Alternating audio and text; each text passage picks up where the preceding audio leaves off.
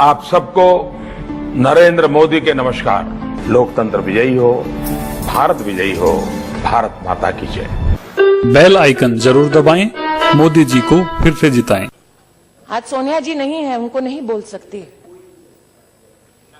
अटल बिहारी वाजपेयी जी ने शायद ये कहा था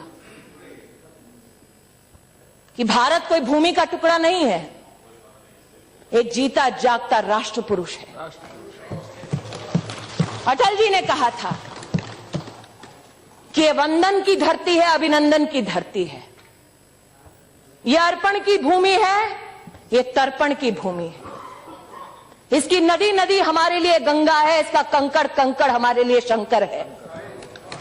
हम जिएंगे तो इस भारत के लिए और मरेंगे तो इस भारत के लिए, और मरने के बाद भी गंगा जल में बहती हुई हमारी अस्थियों को कोई कान लगाकर सुनेगा तो एक ही आवाज आएगी, भारत माता की जय। प्रश्न ये उठता है,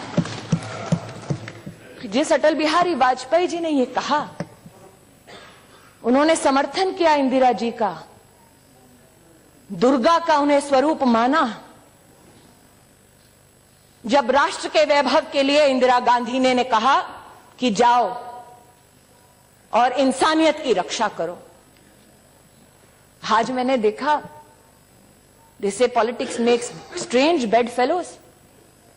सुगता बोस जी जब अपना भाषण दे रहे थे, एकेडमिकली बहुत अच्छा भाषण है, मैं भी सराहना करती हूं, तो सोनिया जी, Rahul ji, they were like compelled, they should, we all should compliment each other, shook his hand.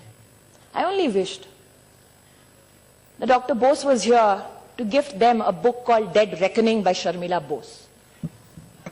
Who is Sharmila Bose? Dr. Bose's sister, a renowned historian.